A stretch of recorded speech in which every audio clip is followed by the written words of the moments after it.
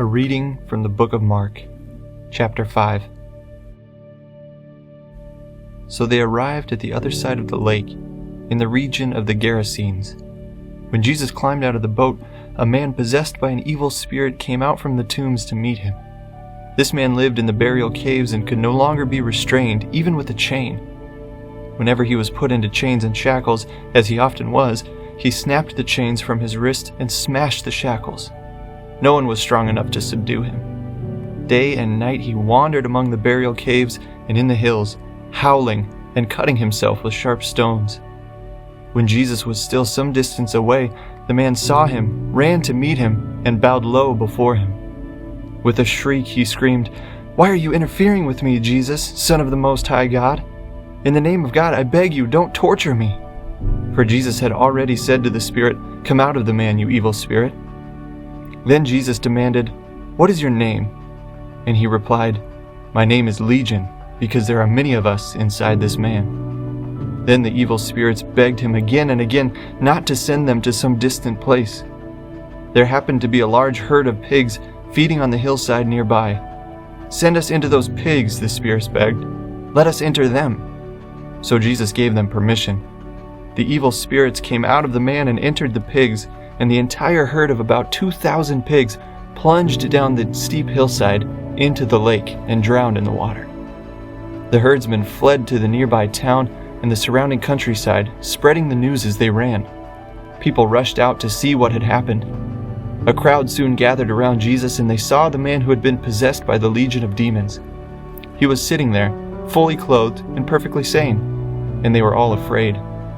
Then those who had seen what happened told the others about the demon-possessed man and the pigs. And the crowd began pleading with Jesus to go away and leave them alone. As Jesus was getting into the boat, the man who had been demon-possessed begged to go with him. But Jesus said, "No, go home to your family and tell them everything the Lord has done for you and how merciful he has been." So the man started off to visit the 10 towns of that region and began to proclaim the great things Jesus had done for him. And everyone was amazed at what he told them. Jesus got into the boat again and went back to the other side of the lake, where a large crowd gathered around him on the shore. Then a leader of the local synagogue, whose name was Jairus, arrived. When he saw Jesus, he fell at his feet, pleading fervently with him. "My little daughter is dying," he said. "Please come and lay your hands on her, heal her so she can live." Jesus went with him, and all the people followed, crowding around him. A woman in the crowd had suffered for 12 years with constant bleeding. She had suffered a great deal from many doctors, and over the years she had spent everything she had to pay them, but she had gotten no better. In fact, she had gotten worse. She had heard about Jesus, so she came up behind him through the crowd and touched his robe. For she thought to herself, "If I can just touch his robe, I will be healed." Immediately the bleeding stopped, and she could feel in her body that she had been healed of her terrible condition. Jesus realized at once that healing power had gone out from him, so he turned around in the crowd and asked, "Who touched my robe?" His disciples said to him, "Look at this crowd pressing in around you. How can you ask, 'Who touched me?'" But he kept on looking around to see who had done it. Then the frightened woman, trembling at the realization of what had happened to her, came and fell to her knees in front of him and told him what she had done. And he said to her, "Daughter, your faith has made you well. Go in peace, your suffering is over." While he was still speaking to her, messengers arrived from the home of Jairus, the leader of the synagogue. They told him, "Your daughter is dead. There's no use troubling the teacher now."